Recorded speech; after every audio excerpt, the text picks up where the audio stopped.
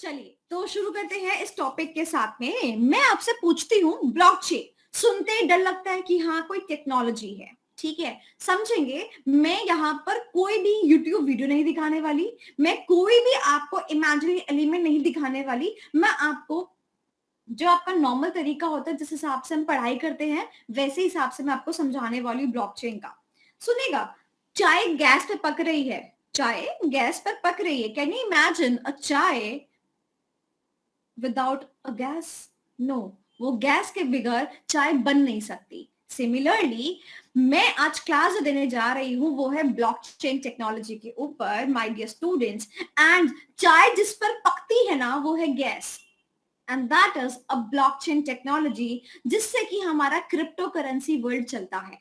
So for the first thing, the first ambiguity to be cleared here is, क्या crypto और blockchain same है? Crypto blockchain same नहीं है। Crypto is that चाय जो कि ब्लॉकचेन टेक्नोलॉजी को यूज करके की जाती है।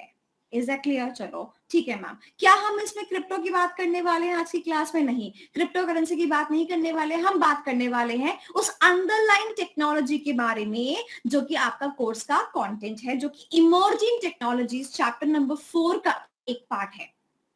तो मैम हम उस गैस के बारे में बात करने वाले हैं। बिल्कुल सही बात है। मैं आपको 2 मिनट के अंदर मैं स्क्रीन शेयर करूंगी अपनी, एंड आप लोगों को, आप जैसी स्क्रीन शेयर हो जाए मुझे let me know, and just give me a minute. मैं चाहती हूँ, क्या कभी आपने टर्मिनोलॉजी सुनी है बही खाता? सुना है? Yes. Yes. This is the ledger, isn't it? Ma'am बही खाता सुनना क्या, बनाना भी हमारा काम है। और अगर आप बही खाते के बारे में कुछ बताना चाह रहे हो तो मैम हमें बहुत कुछ पता है। बिल्कुल हाँ, मैं आपको इसी सेम कॉन्टेक्स्ट में जो आपने लेजर्स बनाए हैं आज तक, मैं सेम कॉन्टेक्स्ट में आपको बताने वाली हूँ the privilege of the blockchain technology you all are having in your mind. ठीक है, ध्यान से सुनेंगे, मैं आपको बताने जा रही हूँ। आप एक बात बताइए, एक कंपनी है ना, कंपनी का नाम है चलिए ABC। ये कंपनी भी अपने खाते बनाती है, यस मैम बनाती है। इस कंपनी ने ईयर 1, ईयर 2, ईयर 3, 3 साल के मैं इस कंपनी के खाते के बारे में बात करती हूँ। And to be very precise, चलो मैं एक काम करती हूँ, मैं उठाती हूँ trading and profit and loss account, trading and profit and loss account of 3 years of this company. ठीक है, मुझे क्या क्या नजर आता है मैम? क्या क्या नजर आता है? बचपन से पता है हमें, तो हम आपको अभी बता सकते हैं। मैं टी शर्ट लेके चल रही हूँ फॉर इजी अंडरस्टैंडिंग, है ना? हाँ जी। सो मेरे को एक मैम ओपनिंग बैलेंस नजर आता है with respect to the stock and all. ठीक है भाई मैम, मुझे ओपनिंग बैलेंस नजर आता है, मैं इसको ओपनिंग लिख देती हूँ। उसके बाद मैम मुझे क्लोजिंग बैलेंस भी नजर आता है, और मैम मुझे बीच में कुछ ट्रांजैक्शंस नजर आती हैं, जैसे कि ma'am sale, purchase, etcetera etcetera. यही होता है? हाँ मैम यही होता है। फिर उसके बाद अगले साल क्या होता है सेजल, बता सकते हो? जैसे ये ईयर 1 का है, आप मुझे बता सकते हो कि ईयर 1 से 2 में जब जाते हैं तो ये खाता क्या यही क्लोज कर दिया जाता है ईयर 1 का? नो मैम, बैलेंस फॉरवर्ड होता है। Very good. तो इस बैलेंस को हम अगले साल क्या बोलते हैं सेजल? Opening balance. ओपनिंग। उसके बाद इस साल में भी क्या होने वाला है? इस साल में भी कुछ क्लोजिंग होगा और बीच में कुछ ट्रांजैक्शंस होंगी। यस और नो सेजल? चलिए यस मैम। मैं पूछती हूँ अब संयम से। संयम, अब ईयर 3 में क्या होने वाला है बेटा, बताओगे? मैम क्लोजिंग ओपनिंग हो जाएगा, सेकेंड ईयर का क्लोजिंग, थर्ड ईयर का ओपनिंग हो जाएगा मैम। Very good. और उसके बाद यहाँ पर कुछ डेटा, यहाँ पर कुछ डेटा, और फिर से क्लोजिंग। ऐसा होता है। मेरा सवाल आप लोगों से है, कि आप मुझे जरा बताना कि ऐसा हमने धंधा बना के क्यों रखा है जहां पर हम एक साल को ओपनिंग लेते हैं, फिर क्लोजिंग लेते हैं, फिर उस अगले साल को ओपनिंग बनाते हैं। हम ऐसा क्यों नहीं करते कि भैया एक बॉक्स डब्बा बना दे, सारे ट्रांजैक्शन उसके अंदर करते जाएं, करते जाएं, करते जाएं, करते जाएं? हम क्यों ऐसा बनाते हैं? हाँ जी, कोई जवाब देना चाहेगा? Going concern. मैम अपनी पोजीशन पता करने के लिए कि इस साल की क्या पोजीशन है। हर साल यस, पोजीशन पता करने के लिए। And further, don't you think there will be a humongous amount of data? इतनी ट्रांजैक्शन एक साल में हो जाती है, और मैं अगर अपनी कंपनी जिस दिन वो आ रही है से लेकर आज तक, लेट सपोज 10 इयर्स है, मैं वो डेटा कलेक्ट करती जाऊं, इतना सारा data will be of no use. Because हम उससे कोई एनालिसिस कर ही नहीं पाएंगे। तो हम क्या चाहते हैं, हम ये चाहते हैं कि हम उसको सालों में बांट दें। हम हर साल में पोजीशन अपने आप को देखना चाहते हैं, फाइनेंशियली हम किस पोजीशन पर हैं, राइट? इतनी बात एग्री करते हो? तो हमने इसको डिस्ट्रीब्यूट कर दिया in the terminology of financial years. Agreed? अच्छा, अब एक बात बताओ, हमने उसको सालों में बांट दिया, एक साल, दूसरा साल, तीसरा साल, चौथा साल। जब हमने सालों में बांटा तो फिर हमने ये ओपनिंग और क्लोजिंग, जो कि जैसे क्लोजिंग है, इस क्लोजिंग को हम नेक्स्ट ईयर को ओपनिंग बनाते हैं, हमने ये चीजें क्यों परफॉर्म करी? हम इसके बगैर अगर चलते तो क्या होता? तो क्या होता? सोचो सोचो। मैम पिछला कोई रिकॉर्ड नहीं होता ना। पिछला कोई रिकॉर्ड नहीं होता, और पिछला कोई रिकॉर्ड नहीं होता तो इसका मतलब मैं ये कह सकती हूँ कि मेरे अकाउंट्स इंटरलिंक्ड नहीं होते, और इंटरलिंकिंग के ना होने की वजह से बहुत सारी चीजें हो सकती थी। मैं उसके बारे में बातचीत नहीं करना चाहती, बट आपको ये जरूर बताना चाहती हूँ कि जब आपने ये ओपनिंग और क्लोजिंग बचपन में सिर्फ रट लिया कि पिछले साल का क्लोजिंग अगले साल का ओपनिंग बनेगा, तब आपको ये नहीं पता था कि that is what the blockchain technology is also talking about. ध्यान से सुनेंगे, ये देखेंगे, मैं यही आपके सामने इसको बोलती हूँ, एक साल के खाते को मैं बोलती हूँ मेरा एक डब्बा, मेरा एक block, and that block is of 1 year. That block is of 1 year, isn't it? चलो मैं यहाँ पर एक काम करती हूँ, मैं ना एक ब्लॉक ही बनाती हूँ। जैसे ये मैंने एक ब्लॉक बनाया, ये मैंने दूसरा ब्लॉक बनाया, और ये मैंने तीसरा ब्लॉक बनाया। ये मेरा ब्लॉक है, ठीक है? अब सुनना, ये मेरा ब्लॉक है, इसके अंदर अब मैं डेटा कैसे डालूंगी? जैसे कि ये देखिए स्क्रीन पर, यहां पर मैंने डाला ये डेटा जो कि एक ओपनिंग बैलेंस है, यहां पर मैंने डाला एक क्लोजिंग का बैलेंस, और बीच में यहां पर कुछ ट्रांजैक्शंस, जिसको कि मैं नॉर्मल ट्रांजैक्शंस बोलती हूँ, परचेज की ट्रांजैक्शन, सेल की ट्रांजैक्शन। मैंने उसको बोला भैया ये एक ब्लॉक है, आपने बात मान ली। और मैम पता है आपको, जैसे यहाँ पर आपने अभी भी मुझे समझाया कि जैसे यहाँ पर आप इस क्लोजिंग को अगले से अगले के ओपनिंग से कनेक्ट करते थे, सिमिलरली इस ब्लॉक में भी यही सेम चीज है कि हम यहाँ के क्लोजिंग को नेक्स्ट ईयर का नेक्स्ट ब्लॉक का ओपनिंग मान के चलते हैं, और इसीलिए ये ब्लॉक्स आपस में इंटरलिंक्ड हैं। ठीक वैसे ही जैसे अकाउंट्स में हमारे डिफरेंट फाइनेंशियल ईयर्स के पोजिशनल डेटा कनेक्टेड होते हैं, डिफरेंट डेटा कनेक्टेड रहते हैं। इंटरलिंकिंग दिया। श्रेया, विजय, मयूख, क्या आपको ये वाली बात समझ आई? Ramandeep, it's been long time, बहुत टाइम के बाद देखो देख रही हो, क्या ये इतनी बात समझ में आई? यस और नो एवरीवन? Yes ma'am. समझ आया? Yes ma'am. अब आगे चलते हैं, अब आगे चलते हैं और इस बात को और अच्छे से समझते हैं कि मैम ये इस साल का जो ओपनिंग था, इस साल का ओपनिंग, फिर उसके बाद कुछ ट्रांजैक्शंस होंगी, फिर एक क्लोजिंग हमारे सामने आ जाएगा, और फिर उसके बाद में नेक्स्ट ईयर का ओपनिंग। मैम ये चेन चलती जाएगी, मैम ये चेन चलती जाएगी, इसीलिए ब्लॉक चेन का एक और वर्ड मैंने डिफाइन कर दिया, चेन। तो पहले मैंने डिफाइन किया ब्लॉक।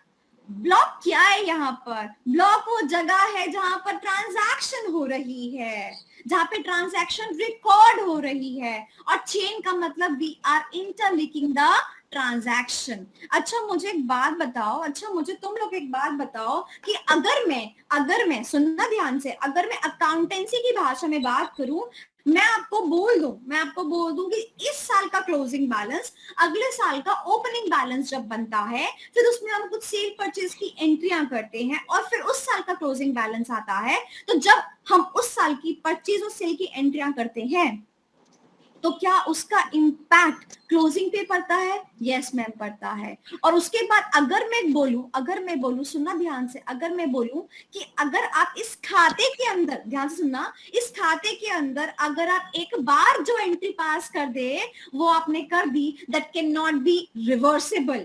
तो आप मुझे बताओ कि ये खाता मैंने और भी सिक्योर कर दिया, क्योंकि मैंने आपको बोला कि कोई भी एंट्री रिवर्स नहीं होगी, परचेज का परचेज रिटर्न नहीं होगा, सेल का सेल रिटर्न नहीं होगा, there will be a next entry. अगर मान लो मैंने एक एंट्री कर दी, मैंने एक ट्रांजैक्शन, मैंने एक चीज को सेल करके बेचा, उसके बाद वो किसी और के पास सामान पहुंच गया, वो कह रहे कि नहीं मेरे को वापस सोनाली मैम को भेजना है, तो मैं उससे परचेज करूंगी. This will be your next entry, but not the sales return. बात समझ आई? तो ब्लॉकचेन टेक्नोलॉजी ने हमें क्या बोला कि मैं आपको कोई भी मॉडिफिकेशन या फिर रिवर्स करने का क्षमता या राइट नहीं देता, जिससे कि मेरी ये लेजर, मेरा ये डेटाबेस और भी ज्यादा सिक्योर हो जाता है. बात समझ आई? बोलो हाँ कि ना. चलो अब मैं आपको और एक चीज समझाती हूँ, स्क्रीन शेयर करती हूँ.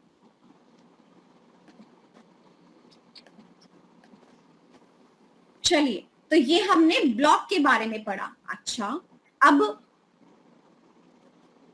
पहले ब्लॉक के बारे में बात करते हैं और मुझे बताने वाला है विनय. विनय, आप मुझे बताओ कि पहले ब्लॉक में क्या कुछ भी ओपनिंग होगा, क्योंकि ये तो ईयर 1 है.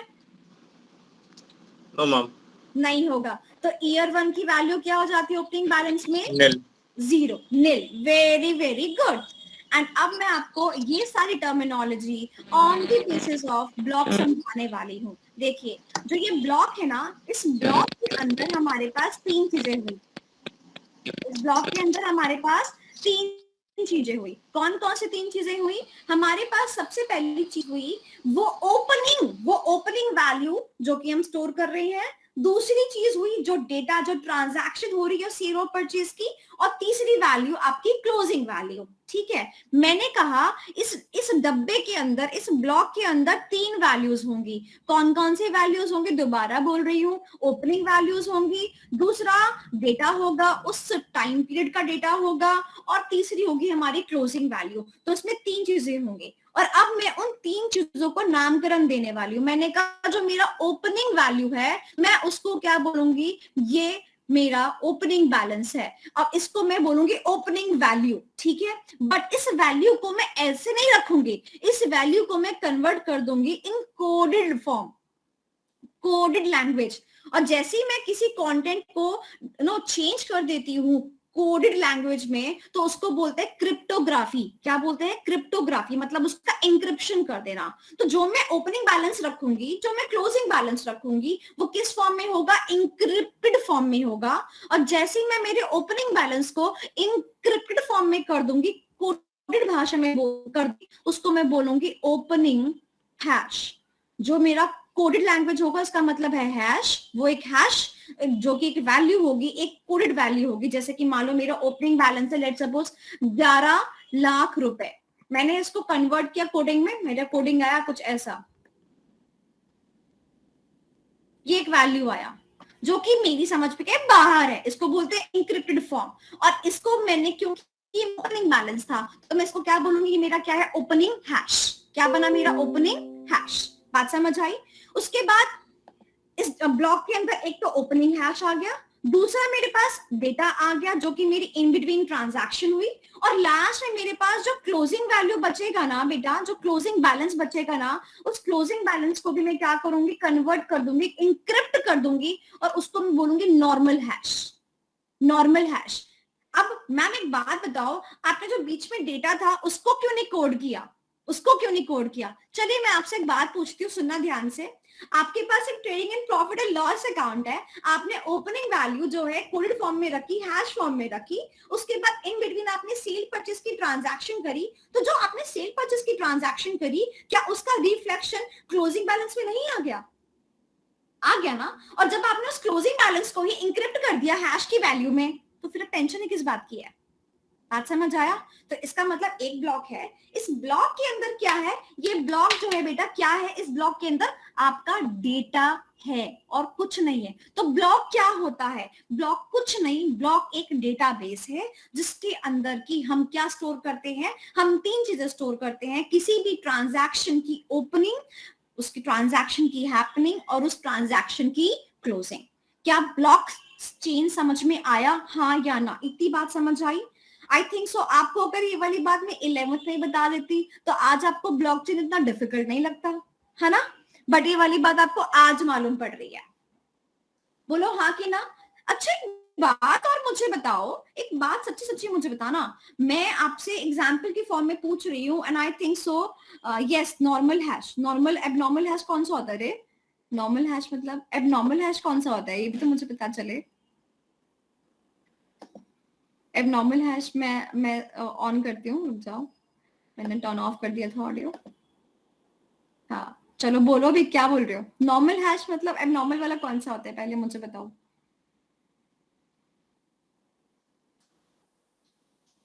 बताओ बताओ, प्रेरक मोदी ने जब पूछा नॉर्मल हैश। हाँ जी,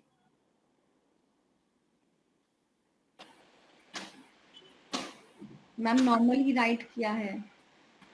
नॉर्मल, हाँ वही मैं कह रही हूँ कि normal, what you want to say about the normal?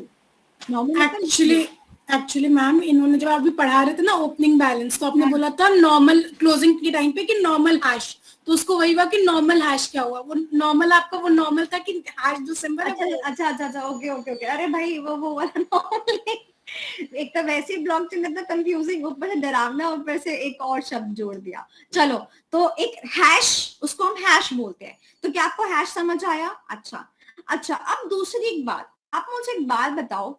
आपने, दिक्कत ये है कि ये जो आप अकाउंट्स बनाते हो, ध्यान से सुनना, जब अकाउंट्स बनाते हो, जो ये कंपनी ने अकाउंट्स बनाए होंगे, ध्यान से मेरी बात सुनना और मुझे जवाब देना। जो कंपनी ने अकाउंट्स बनाए होंगे, क्या इस कंपनी ने आपको इसकी कॉपी दी थी? नहीं तो आपको तो नहीं पता है कि कंपनी सच्ची में ऐसा कर रही है कि नहीं कर रही है।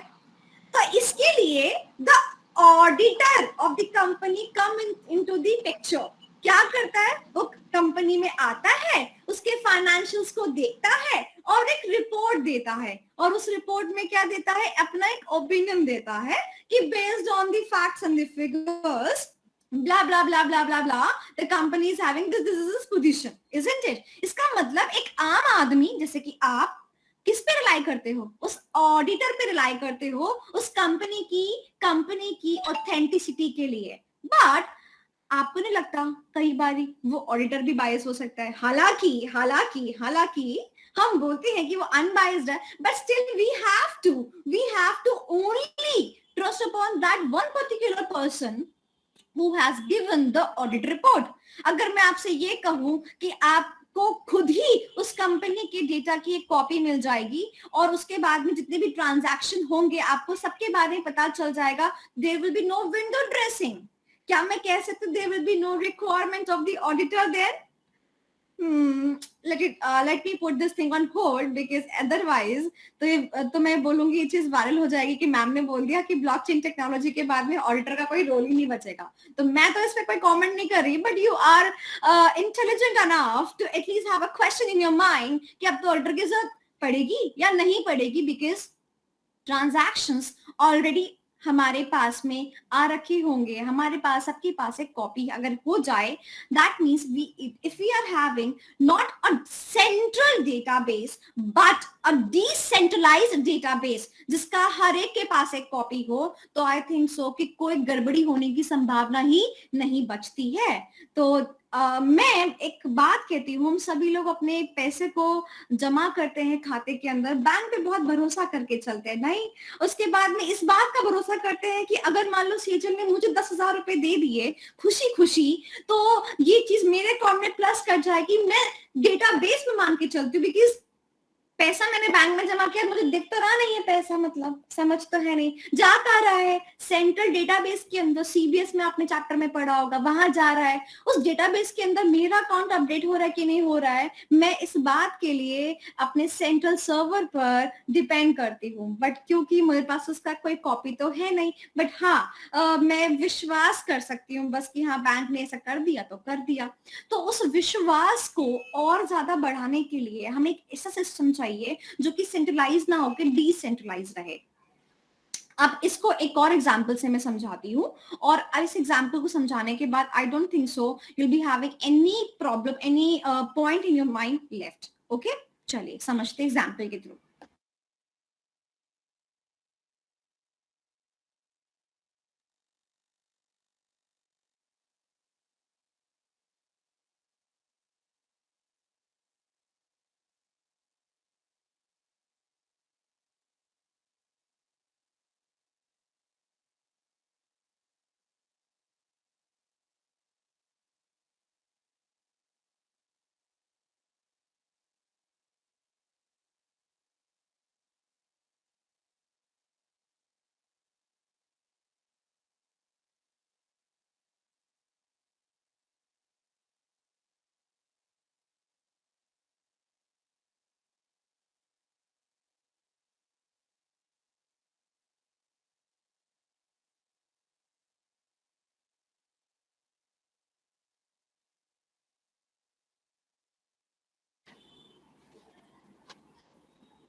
चलिए यहां पर मैं आपके सामने एक ट्रांजैक्शन लेके जा, ये एक ट्रांजैक्शन है, पता है किसके बीच में हो रही है? ए और बी, ए और बी, ठीक है, एक ट्रांजैक्शन हो रही है। ए ने कहा कि भाई मेरे पास में एक लैंड है, मेरे पास में एक लैंड है और मुझे इसको बेचना है। बी ने कहा ठीक है, मेरे को खरीदना है, मुझे बहुत जरूरत है। तो एक ट्रांजैक्शन हो रही है between A and B, okay. और ये ट्रांजैक्शन हो भी जाती है, ए बहुत ही खुश हो जाता है कि मेरी प्रॉपर्टी बिक गई, मुझे कितने मिले, लेट सपोज 1 करोड़ रुपीज मिल गए इस लैंड के सेल करने पर। अब बी के पास में क्या है? बी के पास में एक पेपर है जिस पर उसको लगा कि भाई पेपर पे नाम एक ही जगह बी हो गया है, तो अब ये लैंड मेरी हो गई है, मतलब अभी मान लो प्रॉपर्टी मेरी हो गई है। बी बहुत खुश, बी बाजार में घूम रहा है, बी ने एकदम से मुलाकात करी सी के साथ। सी कहता है दिखा तूने लैंड खरीदी, जरा दिखाइयो। अच्छा दिखाता है, कहता है ये प्रॉपर्टी तेरी है सीरियसली? बी कहता है हाँ, मैंने इसको किससे खरीदा? मैंने तो इसको फलाना बंदे से खरीदा है। तो सी कहता है तू पागल हो गया, ये प्रॉपर्टी तो मेरी है, ये प्रॉपर्टी तो मेरी है और तेरे को किसने जाके सेल कर दी, ये पॉसिबल कैसा हुआ? सी कहता है नाम तो मेरा सी है बट कट तेरा गया है, ठीक है। तो बी कहता है कि भाई कैसे? कहता है कि ये लैंड ए की थी नहीं, बात यह है जब हम खरीदते और बेचते हैं तो वहां पर तो कागज का ही लेन देन होता है, उस कागज में उसने अपना नाम डाल दिया कि प्रॉपर्टी मेरी नाम है और तेरे को बुद्धू बना के चला गया। तो बी कहता है अच्छा अब इसका कोई उपाय है क्या? कहता है हाँ उपाय है, which is hidden in the blockchain technology। अब blockchain technology के अंदर अगर पूरा का पूरा डेटाबेस अगर सेव हो जाए, किस चीज का डेटाबेस सेव हो जाए कि ये प्रॉपर्टी किसकी थी? सी की थी और ये प्रॉपर्टी सी के नाम पर है, तो बी इसको कभी भी ए से लेता ही नहीं क्योंकि वो जानता था कि प्रॉपर्टी किसके नाम पे रजिस्टर्ड है? सी के नाम पे रजिस्टर है। तो ब्लॉकचेन टेक्नोलॉजी में इस बात का डेटाबेस रहता है, जितनी भी असेट्स होती है including the bitcoin which is now an asset, जो कि हमारी असेट होती है, उसका एक ट्रांजैक्शन लॉगिन रहता है। ट्रांजैक्शन लॉग इन मतलब कि ये प्रॉपर्टी किसके नाम पे थी, फिर ये किसके पास गई, फिर इससे किसके पास गई, फिर इससे किसके पास गई, ये लॉग इन रहता है। इस ट्रांजैक्शन को क्रोनोलॉजिकल ऑर्डर में मेंटेन करता है कौन? ये ब्लॉक। और इस ब्लॉक से हम चेन के थ्रू कनेक्शन बनाते हैं कि ये प्रॉपर्टी अब किसके पास गई, किसके पास गई, किसके पास गई। तो इसका मतलब अब हमारे को कोई भी सी नहीं बना पाएगा अगर हम बीसी का यूज करते हैं, मतलब ब्लॉकचेन का यूज करते हैं। Is that clear? Are you guys now understanding the importance of blockchain? Even further I want you people to realise the fact कि आप सभी लोग वोट देते हैं। हाँ मैम वोट तो देते हैं, बट क्या वोटिंग के लिए डोंट यू थिंक कि आप इलेक्शन कमीशन ऑफ इंडिया पे बिलीव करते हैं कि हाँ हमारा वोट ठीक ही काउंट हुआ होगा, हाँ या ना? Why then to trust a third party? Why? अगर मैं इस पर भी ब्लॉकचेन लगा दूं तो मतलब कि जैसे मैं वोट दूं ये डेटाबेस में अपडेट हो जाए, तो इस से आई थिंक कमीशन है ना, इस कमीशन के ऊपर मुझे भरोसा करने की जरूरत ही नहीं, इलेक्शन कमीशन के ऊपर। अच्छा यस मैम क्लियर। सेजल कह रही है कि मैम मेरे ना चाचा जी बैठे हुए हैं यूएस में, मुझे ना चाचा जी से कुछ बात मेरी हुई थी, चाचा जी से बात की, वो मुझे $10,000 भेजेंगे। सेजल बहुत खुश है कि $10,000 सेजल को मिलने वाले हैं इसके चाचा जी से। तो चाचा जी ने बोला कि ठीक है मैं देखो भिजवाता हूँ। चाचा जी गए एक बैंक के अंदर, उस बैंक में क्या हुआ, उस बैंक वाले ने बोला कि भाई हमारे यहाँ पे तो ना अगर आपको इंडिया में पैसे भेजने हैं तो ये पहले डॉलर से रूपी में कन्वर्ट होगा, उसके बाद में bank will also come into picture, bank will authorise the transaction and for will also charge certain commission।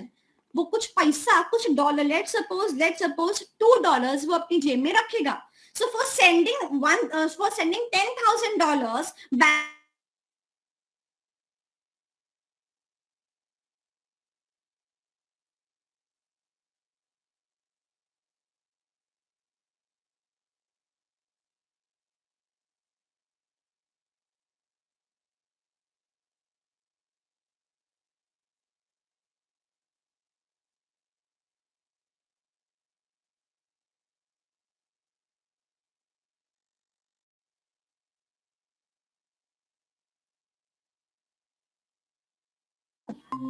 अरे क्या हुआ?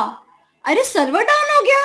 अरे यही तो एक प्रॉब्लम होती है, जो बीच के लोग जो होते हैं वो हमेशा कहते रहते हैं एसबीआई तो फेमस है सर्वर डाउन होने के लिए, तो अगर ऐसी ट्रांजैक्शन हो रही है और सर्वर भी डाउन हो जाए तब भी हमें प्रॉब्लम है। तो ब्लॉकचेन इस वाली प्रॉब्लम का भी निवारण करता है, बिकॉज यहाँ पर कभी भी आपको सर्वर डाउन नहीं मिलता है। ठीक है, चलो आई होप कि you have now got an idea कि ब्लॉकचेन कुछ नहीं है, ब्लॉकचेन एक डेटाबेस है। मैं आपसे जस्ट एक लास्ट कॉन्टेक्स्ट जो है इस चीज में डिस्कस करने जा रही हूँ, उसके बाद में तो you people would be like कि मैम अब तो कंठस्थ हो गया, अब हम किसी और को भी पढ़ा सकते हैं।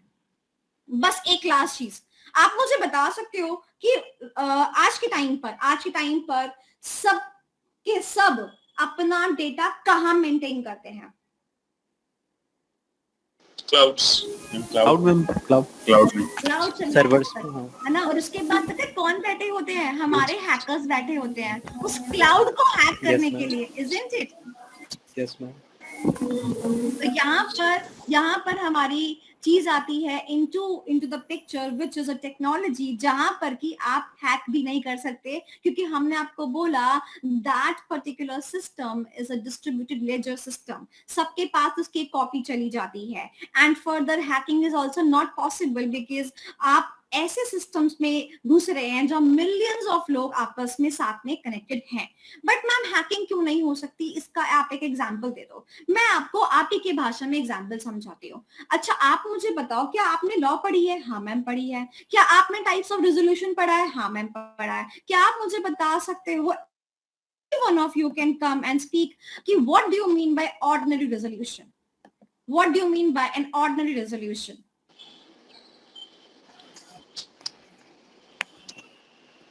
Ordinary resolutions are those resolutions which are basically passed for the day-to-day activities, like वाह विनय वाह वाह। And votes in favor are more than votes against. 50. There are basically 4 activities which are going to be done by. That means if I'm getting 51% of the votes in the favor of a certain agenda which is there in the meeting, then I say that this is an ordinary resolution passed, right? Similarly, in case of blockchain, what happens is ध्यान से मेरी बात सुनेंगे और देखेंगे screen के ऊपर। In case of this blockchain, what happens is there is no central person, therefore all the systems are decentralized in nature. Decentralized, कोई भी कहीं पर भी ये सारे सिस्टम्स को वैसे मैं टेक्निकल भाषा में नोड्स कहती हूँ। क्या कहती हूँ? नोड्स कहती हूँ। तो ये सारे सिस्टम कोई भी सेंट्रलाइज सिस्टम से अटैच तो है नहीं। तो इसका मतलब अगर ये लोग एग्जांपल ये कोई बिटकॉइन का के नोट्स है, ये सारे लोगों ने बिटकॉइन खरीद रखे हैं, ये सारे बिटकॉइन खरीदने वाले का नेटवर्क है। तो आपको पता है अगर आज संयम को अपना बिटकॉइन का 50% पार्ट ऋतिक को ट्रांसफर करना होगा, तो जितने भी लोग इस नेटवर्क का हिस्सा है उसका 51%, that means the majority has to say yes कि हाँ ये ट्रांजैक्शन एक वैलिड ट्रांजैक्शन है, संयम के पास इतना बिटकॉइन है कि वो ऋतिक को ट्रांसफर कर पाए। तो this kind of resolution is being passed by all the nodes or all the computers in a kind of network, and that network is that blocks। ये सारे क्या बेसिकली हमारे ब्लॉक्स हैं। इसका मतलब कि अगर मुझे एक भी वैल्यू, लेट्स सपोज मेरे को मेरी हैश वैल्यू को चेंज करना है, मेरे को अपनी एक हैश वैल्यू को चेंज करने के लिए 51% ऑफ द मेंबर्स से मंजूरी लेनी पड़ेगी कि मुझे इसका वैल्यू चेंज करना है, और वो 51% लेके आना yes is not an easy task, वो कभी होगा ही नहीं। इसीलिए हैकर अगर चाहेगा कि चलो मैं हैक कर लेता हूं, अब वो हैकर आएगा तो उसको क्या करना पड़ेगा?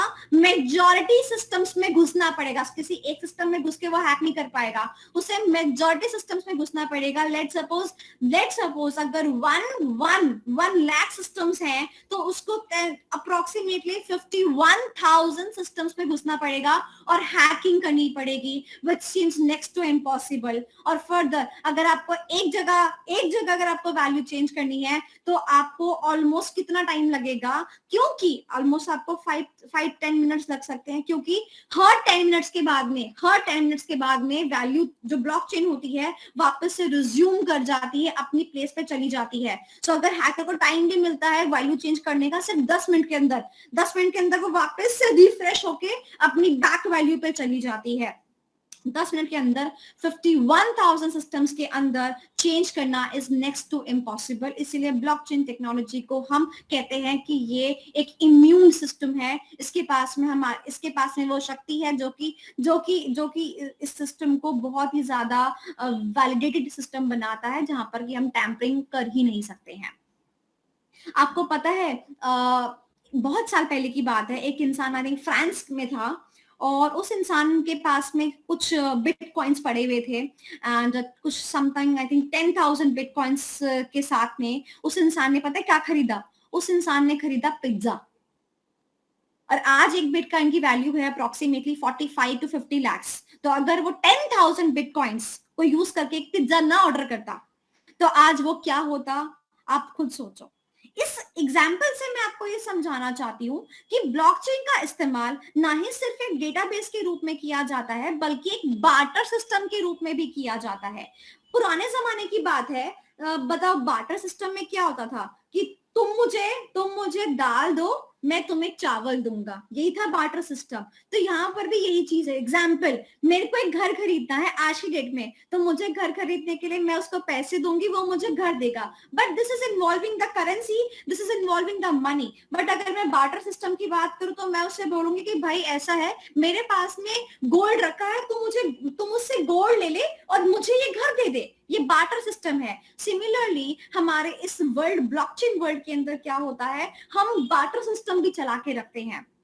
हमने कहा तुम मुझसे एक बिटकॉइन ले ले और सामने से मुझे अपना घर दे दे, तुम मुझसे आधा बिटकॉइन ले ले, तुम मुझे अपनी बाइक दे दे, तुम मुझे बिटकॉइन की जगह कोई और अगर कॉइन होता है तो उसको ऑल्ट कॉइन बोलते हैं, alternative coin, okay, alternate coin. तो तुम मुझसे ऑल्ट कॉइन ले ले, तुम मुझे ये मेरे नाम कर दे। तो इसका मतलब ब्लॉकचेन के अंदर बार्टर सिस्टम भी होता है।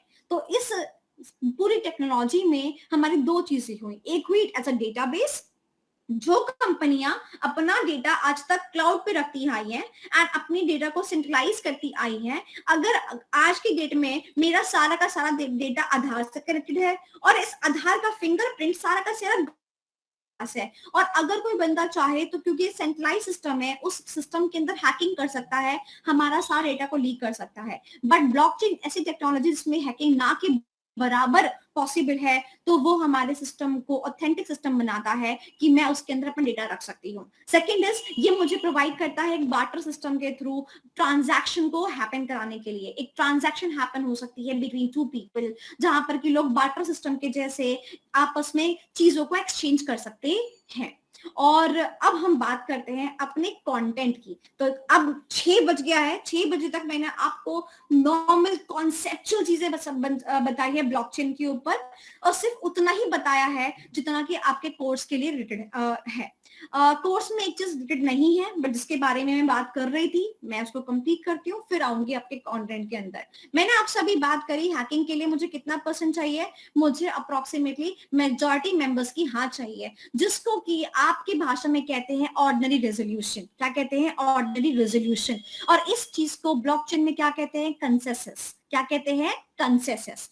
सेकंड चीज, जब सारे लोग इस बात को देखते हैं ना कि हाँ ट्रांजैक्शन सही है कि नहीं है, तो क्या होता है, जब सारे लोग वर्क कर रहे होते हैं ना इस बात के ऊपर कि ट्रांजैक्शन सही है कि नहीं है, उसके बाद में उसको बोलते हैं data mining. Ma'am data mining हमने वैसे तो अपने EIS में भी पढ़ा है। हाँ मैम मुझे याद आ रहा है, data mining is the part of data analytics. हाँ मैम चैप्टर नंबर 2 में मुझे याद तो आ रहा है, कुछ ऐसा करके था तो और साथ ही में चैप्टर नंबर 3 के अंदर भी मैम डेटा माइनिंग के अंदर दे रखा है definition. It refers to extracting the data and making out the trends and the patterns and the associations out of it.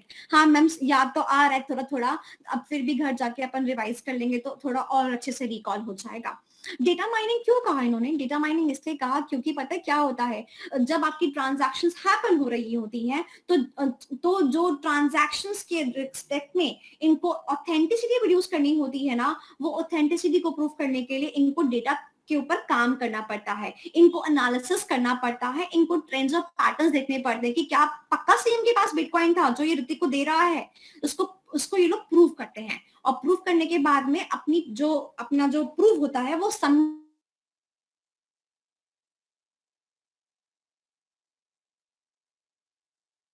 और एक नया ब्लॉक बनता है या एक नया डेटा बनता है. तो जो वो काम सबमिट किया जाता है उस काम को बोलते हैं प्रूफ ऑफ वर्क. क्या बोलते हैं? Proof of work. ओके, और जो इस काम को करते हैं उसको बोलते हैं data miners and the process is known as data mining.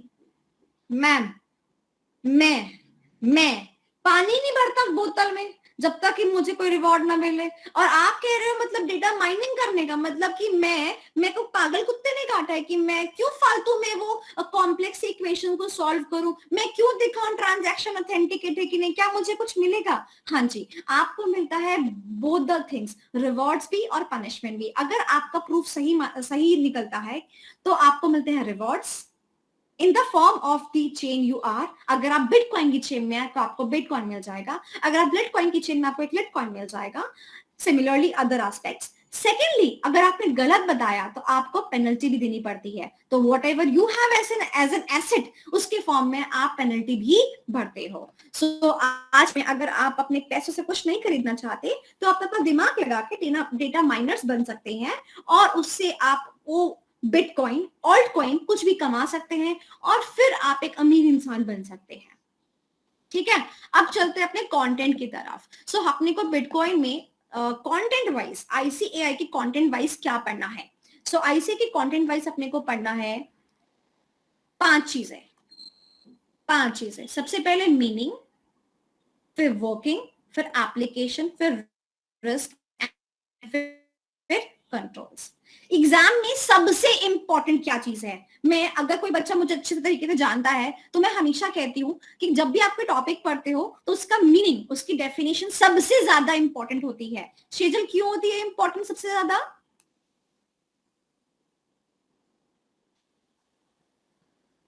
क्योंकि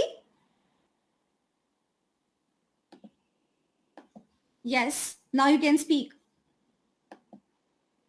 मैम क्योंकि हमें एडवांटेज लिखने हो, डिसएडवांटेज लिखने हो, कुछ भी लिखना हो, हमें डेफिनेशन तो देनी पड़ेगी ना. यस, ये हुई ना बात. तो यहाँ पर मैंने आपको दिया है राइटिंग का एक टिप कि जब भी कोई क्वेश्चन एग्जाम में आए, चाहे वो बेनिफिट्स ऑफ ईआरपी के ना पूछे, तो आपको ईआरपी की डेफिनेशन चिपकानी है. ठीक है, to get the more and good marks. चलिए, तो हमें मीनिंग तो पढ़ना ही है और हर जगह, चाहे वर्किंग आए, चाहे एप्लीकेशन है, कंट्रोल है, इन चारों में से कोई भी क्वेश्चन आए तो मीनिंग आपको हर जगह चिपकाना ही पड़ेगा. तो सबसे ज्यादा इंपॉर्टेंट क्या बनता है? Meaning. Now out of all other topics मुझे लगता है कि ये वाला क्वेश्चन, एप्लीकेशन वाला क्वेश्चन सबसे ज्यादा इंपॉर्टेंट इस अटेम्प्ट के लिए हो सकता है. करेंगे हम सारे, बट मैंने स्टिल आपको इंपॉर्टेंस बता दी. चलिए करते हैं.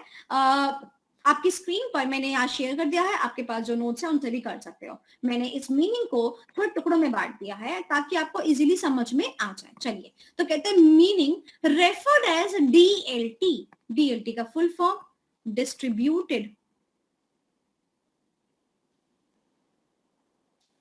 Laser technology. अच्छा, आप लोग मुझे बताएंगे, मैं नहीं बताने वाली, आप लोग मुझे बताएंगे कि बताओ लेजर वर्ड क्यों आया? क्योंकि अभी मैंने आपको बताया खाता बही, इंटरलिंक ट्रांजैक्शन की रिकॉर्डिंग हो रही है ना. और लेजर का मतलब है basically it is having a opening value and a closing value, right. अब ये वाली बात कॉमर्स का बच्चा नहीं समझेगा तो और कौन समझेगा रे? ओके, अच्छा. सेकंड, एक बात मैं पूछती हूँ, डिस्ट्रीब्यूटेड वर्ड क्यों कहा गया? decentralized data. शेयर होता है ये मतलब। क्योंकि जैसे ही ट्रांजैक्शन ए और बी के बीच में होगी, बाकी सब लोग काम पे लग जाएंगे, प्रूफ ऑफ वर्क सबमिट करेंगे, ट्रांजैक्शन हैपन हो जाएगी।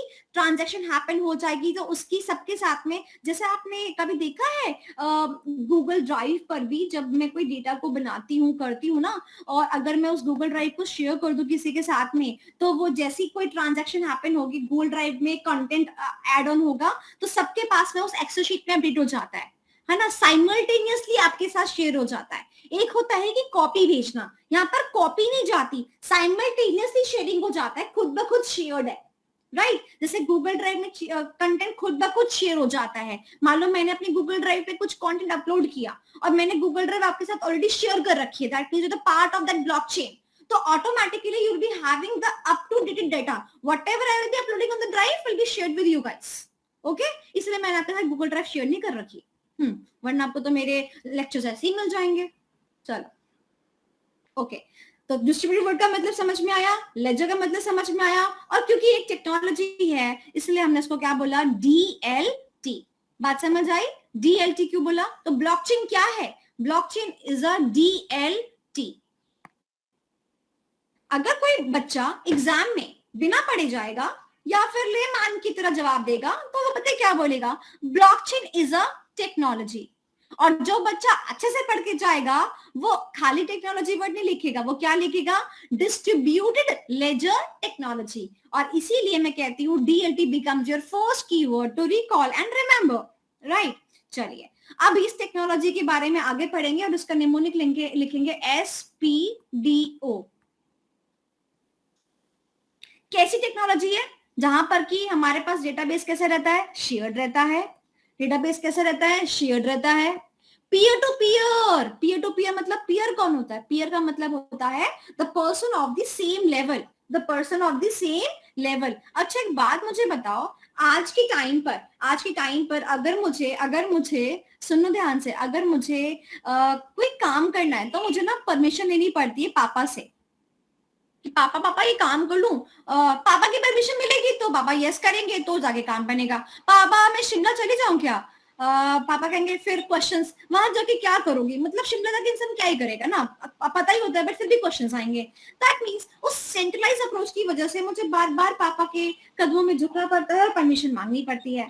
अगर ये परमिशन हमें लेने की जरूरत ही ना पड़े तो मतलब कि हम खुद के क्या बन जाए, मालिक बन जाए, और मतलब कि हम पीयर टू पीयर इस बात का डिसीजन मेकिंग कर सके कि हमें कब शिमला जाना है, किसके साथ जाना है। अच्छा शायम तुम चल रहे हो मेरे साथ शिमला? हाँ भाई चल रहा है। शील तुम भी चल रही हो? मनु तुम भी चल रहे हो? चलो अपन शिमला चलते हैं। और अगर हमें कोई भी परमिशन लेने की जरूरत ना पड़े, सबकी मुंडी हाँ में हिल जाएगी, हाँ मैम चलो चलो चलते हैं, तो कितनी खुशी आ गई ना देखा चेहरे पर। यही खुशी उन लोगों के चेहरे पर आती है जो ब्लॉकचेन का इस्तेमाल करते हैं, क्योंकि यहाँ पर कोई भी सेंट्रलाइज अथॉरिटी नहीं होती है, आप खुद के मालिक होते हो। That means peer to peer. Decentralise होता है, डिसेंट्रलाइज का मीनिंग मैंने यहाँ पे देखे रखा है और ये आपका MCQ के लिए इंपॉर्टेंट बन जाता है। वो कह रहा है डिसेंट्रलाइज का मीनिंग क्या है, डिसेंट्रलाइज का मीनिंग है that the network which is not controlled by any bank, corporation or the government. That means we are not having any centralized control. That means it is a decentralized one. और last is खाता बही तो है, laser तो है, but कैसा laser है, open. कैसा लेजर है, ओपन। सबके पास में, सबके साथ में चलता है, सबके पास इसको शेयर किया जाता है। तो ये खाता कैसा है, ओपन है। जबकि कंपनियों का खाता आजकल कैसे रहता है, छुपा हुआ रहता है ना, कोई दिखाता नहीं है, सबके पास होता है ना। तो हमारी ब्लॉकचेन टेक्नोलॉजी किस पे काम करती है, ओपन लेजर पे। भैया जो है खुला है, जो है खुला है।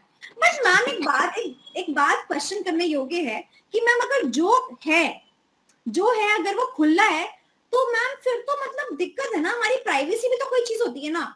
मतलब कि जैसे मान लो आपने मुझे बोला कि ब्लॉकचेन के तहत आपने बिटकॉइन खरीद लिया, आपने प्रॉपर्टी खरीद ली, ठीक है मैम, आपने सब कुछ खरीद लिया, तो उसके तहत तो हमारी जो प्राइवेसी है उस पे मतलब क्वेश्चन मार्क आ गया। मैम मेरे पास में ना 6 प्रॉपर्टी है, मैंने किसको बता ही नहीं रखा, और मैं ऐसे जीता हूँ मतलब 2 जोड़ी कपड़ों में। तो मैम अभी तक कम से कम सिक्योर तो थी चीजें, बट अब तो मतलब ब्लॉकचेन के आने से जब आप कह रहे हो कि सबके पास है कि मतलब सबके पास सबको मालूम पड़ जाएगा, तो मैम ये तो सबको मालूम पड़ जाएगा, तो मतलब मैम मैं तो प्रॉब्लम में आ जाऊंगा। जो मैं अपने आपको गरीब दिखाता आया था, सोनाली मैम से डिस्काउंट लेता आया था, सोनाली मैम को भी पता होगा मतलब कि बंदा अमीर है कि नहीं है, तो मैम तो डिस्काउंट भी नहीं देगी क्लास के अंदर। तो मेरी बात इसके लिए मेरे पास इसका भी जवाब है, ध्यान से सुनेंगे मेरी बात। आपने अभी इस क्लास के लिए एक गूगल फॉर्म भरा होगा, यस और नो, और अगर उस गूगल फॉर्म को भरा होगा तो आपने उस गूगल फॉर्म के अंदर मुझसे अपने बारे में शेयर भी किया होगा, हाँ मैम नाम शेयर किया, एक्सेट्रा एक्सेट्रा शेयर किया। बट मेन चीज क्या थी, मेन चीज थी मेरे लिए आपकी ईमेल आईडी जो कि आपने शेयर करी। अच्छा मैं पूछती हूँ प्रेरक मोदी से या फिर मनु मयंक, आप दोनों से पूछती हूँ, अगर मान लो मुझे आपको कोई पीडीएफ सेंड करनी है, ठीक है, तो वो भी मेरे को ना ऑनलाइन मोड पे ही सेंड करनी है, तो आपने मुझे, आप मेरे साथ क्या शेयर करेंगे, जवाब दीजिएगा, आप मेरे साथ क्या शेयर करेंगे, ईमेल आईडी या फिर आपकी ईमेल आईडी का पासवर्ड? ईमेल आईडी में। ईमेल आईडी ना, पक्का? पक्का। तो क्या मैं कह सकती हूँ कि email ID is a kind of public thing, Yes, ma'am. whereas your password to that particular email ID is a private thing, right? तो जब आपकी ट्रांजैक्शन होती है ना, तो पता है क्या होता है, उस ईमेल पे रजिस्टर कर देते हैं कि हाँ भाई ये चीज इस ईमेल के थ्रू रजिस्टर की गई है, ये प्रॉपर्टी इस ईमेल पे रजिस्टर की गई है। और उसके बाद फिर ध्यान से समझना, उस चीज को हम हैश में भी तो कन्वर्ट कर रहे हैं, कोडेड फॉर्म में भी तो कन्वर्ट कर रहे हैं। तुम इतने इंटेलिजेंट हो गए कि कुछ कोड को बदल लोगे नॉर्मल लैंग्वेज में, नहीं ना? सो फिर आपको किस बात की टेंशन है? ईमेल आईडी का पासवर्ड थोड़ी दे दिया आपने उसको, बात समझ आई? तो यहाँ पर हम सेफ ही हैं। हमारे पास कितनी चीजें हैं, हमारे पास कितने कल है, वो हमारे पास ही रिकॉर्ड रहेगा इसका, और जो ब्लॉकचेन के पास रिकॉर्ड रहेगा that will be only our kind of email address. सिर्फ मालूम होगा कि ये प्रॉपर्टी उनके नाम है, ऐसा नहीं कि मेरे पास कितनी असेट्स है ये सबको एक एक कॉपी सेंड कर देंगे, ऐसा कुछ नहीं होगा, ठीक है? चलो, सो ओपन लेजर सिस्टम समझ में आ गया, चलो मीनिंग क्लियर हो गया, वो भी आधा मीनिंग क्लियर होगा, हमने किया है एसपीडीओ। उसके बाद आगे पढ़ेंगे, इसके बाद आगे है no problem, NP, with no trusted third parties in between. ना तो पापा बीच में आएंगे शिमला जाना है कि नहीं, ना तो बैंक बीच में आएगा कि मुझे $2 दे दो इस अकाउंट, इस ट्रांजैक्शन को करने के लिए। No trusted third parties being there in this particular system. Further P stands for permanent database which cannot be altered or reversible, जो कि सारी बातें मैंने आपको कॉन्सेप्ट समझाते हुए बताई। So it is a kind of permanent database and there cannot be any alteration or any reversement of the transaction. Is that clear? चलो, तो मीनिंग क्लियर हो गया। अभी तक स्टडी मेटेरियल की लैंग्वेज टिपिकल लग रही थी, बट अभी लग रहा है कि नहीं हमें तो सारा आता है ना? चलिए अब बात करते हैं इसकी वर्किंग की। मुझे सबसे ज्यादा कम इंपॉर्टेंट जो लगता है वो वर्किंग लगती है, ठीक है? आपके पास में अगर स्टडी मैट है उससे भी कर सकते हैं, आप नोट्स में भी देख सकते हैं, ठीक है? चलिए, तो यहाँ पर बात करते हैं वर्किंग की। तो वर्किंग कैसे होता है? देखो, a transaction like sending money to someone is initiated, मतलब जैसे कि सेजल को मुझे पैसे भेजने हैं, उसके बाद हम इस वाली बात को सबको बता देते हैं, सेजल ना मैम को पैसे देने वाली है, एग्जाम्पल सेजल मेरे को बिटकॉइन देने वाली है, तो सेजल मैम को बिटकॉइन ट्रांसफर करने वाली है, इस बात को सबको बता देंगे। फिर उसके बाद सब क्या करते हैं, सब उसको वैलिडेट करते हैं, प्रूफ ऑफ वर्क सबमिट करते हैं, और उसके बाद में हमारा ब्लॉक बनके तैयार हो जाता है। ये सारी बातें उसने यहाँ पर लिखी। उसके बाद network validates the transaction, network validates the transaction, मतलब सारे के सारे नोड लग जाते हैं काम पर, और जब तक ऑर्डिनरी रेजोल्यूशन पास नहीं होगा तब तक वो ट्रांजैक्शन ऑथेंटिकेट नहीं होगी। उसके बाद ट्रांजैक्शन जैसे ऑथेंटिकेट हो जाएगी, हम उसके बाद में उसको ब्लॉक की तरह रिप्रेजेंट कर देंगे और उसी ब्लॉक को अपनी एग्जिस्टिंग ब्लॉकचेन में ऐड कर देंगे, और लो जी होगी ट्रांजैक्शन। इतनी आसान वर्किंग। अभी तक ये वर्किंग मुश्किल लग रही थी, अब ये वर्किंग इतनी आसान लग रही है। चलिए आगे, give me a thumbs up अगर आपको इतनी सारी बातें समझ में आ गई तो। चलिए, ओके, चलिए। प्रेरक Modi has raised a hand, question है क्या? रेज हैंड कर दिया थम्स अप की जगह। जूम नहीं है, इसमें थम्स अप नहीं दे सकते। और रेज हैंड का फंक्शनैलिटी फीचर भी ना अभी कुछ दिन पहले ही आया है इसके अंदर। ओके, अर्को पवा, अभिषेक अग्रवाल, प्रिया, प्रतीक, छवि, सुरभि, श्रेया, रमनदीप, विजय, निकेश। कहाँ गए हो आप लोग? Yeah, ma'am. यही है। Chhavi, are you getting the class? Are you getting about blockchain? Yes, ma'am. Is it interesting? Yes, ma'am. पक्का? Yes, ma'am. Do we have anyone who is using this technology, blockchain? Do we have anyone in the class? Do we have anyone जो crypto में invest करता हो?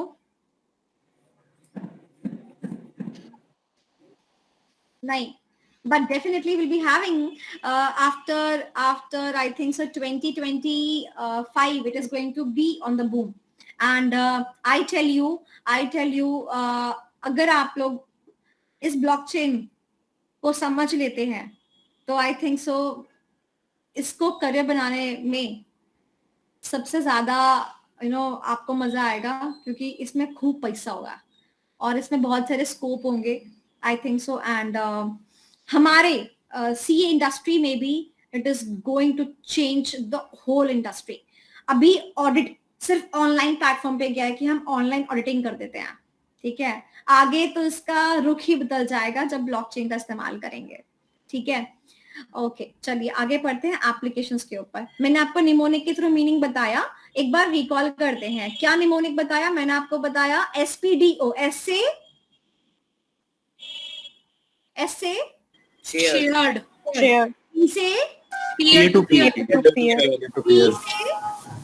P से decentralise, okay, and O से open ledger, open ledger, okay. उसके बाद NP, no problem. N से no trusted third party, between, है ना, इसके बीच में नहीं होता है। और उसके बाद P से permanent database, permanent database. Keyword याद है आपको? चलिए अब आगे, अब चलते हैं एप्लीकेशन के ऊपर। एप्लीकेशन के ऊपर देखो, सबसे बड़ा एप्लीकेशन तो वैसे आपको पता ही है कि क्रिप्टो करेंसी में, बोलो हाँ कि ना, सबसे ज्यादा तो वहीं पर ही है। बट उसने बोला कि क्रिप्टो करेंसी के अलावा सबसे ज्यादा और कहाँ अप्लाई होता है, तो हमारे 5 सेक्टर्स में इसको अप्लाई करते हैं।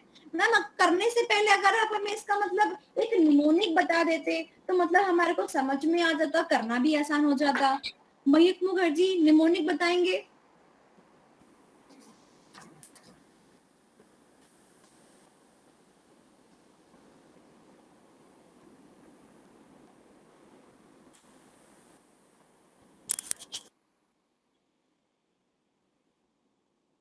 Mayuk Mukherjee in the class or not? Left? No, he has left the class. Okay, so the mnemonic goes like, no, the mnemonic of this application goes like E, F, G, H, I.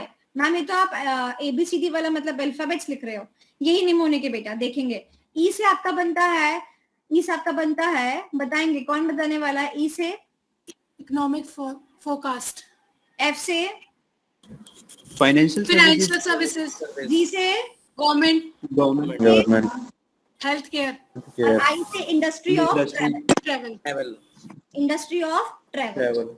हो गए 5 point याद तो हो गए। अब application समझ जरूर लेते हैं, ठीक है, एक एक करके समझते हैं। ओके, हाँ जी। तो सबसे पहला आता है हमारे पास फाइनेंशियल सर्विसेज। मैंने आपको एक एग्जांपल दिया था, ए ने प्रॉपर्टी बी को बेची, बी को पता चला कि प्रॉपर्टी तो सी की है ना। तो क्या था ये? फाइनेंशियल सर्विसेज में जब हम किसी भी चीज का क्या रख रहे हैं, ट्रांजैक्शन लॉगिंग रख रहे हैं, तो उसमें हम बेसिकली ब्लॉकचेन का इस्तेमाल कर रहे हैं। The blockchain is keeping a track of all the transaction happening in the case of any asset और प्रॉपर्टी, जैसे कि even automobiles also, real estate also. अब हमारे क्लास में एक बच्चा है, मैं उसका नाम जरा लेती हूँ, प्रतीक कपूर के पास ना एक गाड़ी है, पता है? वो गाड़ी जो है ना, वो गाड़ी मुझे बेच देता है। कितने में? 1 लाख रुपए में। मैंने कहा चलो मैं भी अपना हाथ साफ कर लेती हूँ, मैम को ड्राइविंग आती है बट इतनी अच्छी नहीं आती हाथ साफ करने में, कि क्या बुराई है, चलो प्रतीक से ले ले, 1 लाख की गाड़ी ले ली। अब प्रतीक कहता है मैंने तो आपसे 1 लाख रुपए ले लिए, गाड़ी में तो थी नहीं, तो पापा की गाड़ी थी, मैंने बस ना कपूर में कपूर रखा, प्रतीक में पापा का नाम एडिट करा, प्रतीक डाला और काम कर दिया। तो ऐसे लोग अब ब्लॉकचेन आने के बाद में ऐसे काम नहीं कर पाएंगे, 1 लाख रुपए नहीं कमा पाएंगे। ओके प्रतीक, चलो आगे चलते हैं। हेल्थ केयर सेक्टर में हेल्थ केयर सेक्टर में ध्यान से सुनना, यहाँ पर ना अब हम डेटाबेस के रिलेशन में बात करेंगे। हेल्थ केयर सेक्टर में देखो, ऑब्वियस सी बात है कि आज के टाइम पे हमारे पास में इतने सारे प्रॉब्लम्स हैं, इतनी सारी डिजीजेस हैं, और उन सब का एक रिकॉर्ड रखना बहुत जरूरी है। ठीक है, लेट्स सपोज मैं अपने ऊपर ही बात ले लेती हूँ, मुझे कुछ हो जाता है एंड मेरे को इमरजेंसी में अस्पताल में भर्ती किया जाता है। अब वहां पर I am like in a particular situation कि मैं नहीं चाहती कि इन सब चीजों के बारे में किसी को भी पता चले कि मेरी हिस्ट्री क्या है, मैंने कौन से टेस्ट कराए हैं, क्योंकि ना अभी मेरी शादी नहीं हुई है। और यू नो व्हाट, बड़े लोग कहते हैं कि मतलब लड़की में अगर ये प्रॉब्लम है ना तो उसकी शादी नहीं होगी। तो मैं कहती तो वैसे शादी नहीं हो रही, ऊपर से लोगों को ये मालूम पड़ के सोनाली मैम को ये बीमारी है तो मेरी और शादी नहीं होगी। तो मैं चाहती हूँ कि मैं ऐसी जगह अपना डेटाबेस स्टोर करके रखूं जो कि सिक्योर रहे, प्राइवेट रहे, और सिर्फ मेडिकल इंस्टीट्यूशंस जब इनको जरूरत पड़े तभी वो लोग एक्सेस कर पाए। तो मैं किसका इस्तेमाल करूंगी? ब्लॉकचेन का इस्तेमाल करूंगी। ठीक है, तो ये हुई हमारी ब्लॉकचेन में हेल्थ केयर सेक्टर की बात, जहां पर कि मैं किसी थर्ड पार्टी इंटरफेरेंस, मतलब किसी इसको नहीं सोचूंगी, डॉक्टर की बात वगैरह नहीं मानूंगी, ना मैं किसी थर्ड पार्टी पे बिलीव करूंगी। मेरा खुद का एक ब्लॉकचेन होगा, मतलब मेरा खुद का एक डेटाबेस होगा जहां पर जाके मेरे बारे में मेरी सारी ट्रांजैक्शन हिस्ट्री, कि मैंने कब कौन सा टेस्ट कराया था, कब मुझे कौन सी डिजीज हुई थी, मेरे को कौन सी दवाइयां दी गई थी, इन सब के बारे में उस ब्लॉक के अंदर सेव होता जाएगा। और तुम्हें पता है मैंने यहाँ पर तुम्हें एक कैसी हिंट दी है? मैंने तुम्हें एक ऐसी हिंट दी है कि जैसे आपने ना क्लाउड पढ़ा था, और क्लाउड में ना आपने वो पढ़ा था types of cloud, public cloud, private cloud, hybrid cloud और कम्युनिटी क्लाउड। आपको पता है ब्लॉकचेन भी इसी सिस्टम पर डिपेंडेंट है। हमारे पास ब्लॉकचेन में भी we have private block, we have public block, we have a community block which we call it as a commute block, and then we have a hybrid block. Okay, जो कि अभी launch हुआ है, जो अब हमारे को आगे की जनरेशन दिखेगी उसमें कि हम ये भी पढ़ाने वाले हैं। अभी के लिए इतना ही काफी है, बट यहाँ पे हमें हिंट मिल गया। तो ऑब्वियसली अगर मान लो मैं चाहूंगी मेरा डेटा मोर और सिक्योर रहे तो may be I will be using any private kind of block. Okay, चलिए आगे चलते हैं। हेल्थ केयर सेक्टर हो गया। गवर्नमेंट को भी इस्तेमाल में लाना चाहिए, लाइक लैंड रजिस्ट्रेशन, आपको लैंड के बारे में पता चल जाएगा। Even in the case of e voting, मैंने आपको बताया था ना कि आपने वोट दिया कि नहीं दिया, या इसके ऊपर आप किसके ऊपर डिपेंड करते हो? इलेक्शन कमीशन ऑफ इंडिया के ऊपर डिपेंड करते हो, बट आपने उसको एलिमिनेट कर दिया, थर्ड पार्टी एलिमिनेशन हो गया। आप डायरेक्टली ब्लॉकचेन में जाके इस डेटा को अपडेट कर सकते हो, मेरा वोट कहाँ पे गया है, इसको गया है, उसके बाद में ये चीज अपडेट हो जाएगी in the blockchain. It will be acting as a database. Next is travel industry. अब भाई देखो हमारे पास पासपोर्ट है, फिर उसके बाद हमें कई देशों में जाना पड़ता है, वहां पे वीजा अप्लाई करना पड़ता है। हमारे पास वीजा के लिए भी बहुत टर्म्स रहती हैं, जैसे 3 months visa, 6 months visa, travel visa, ये वीजा वो, इतने सारे टाइप्स हैं।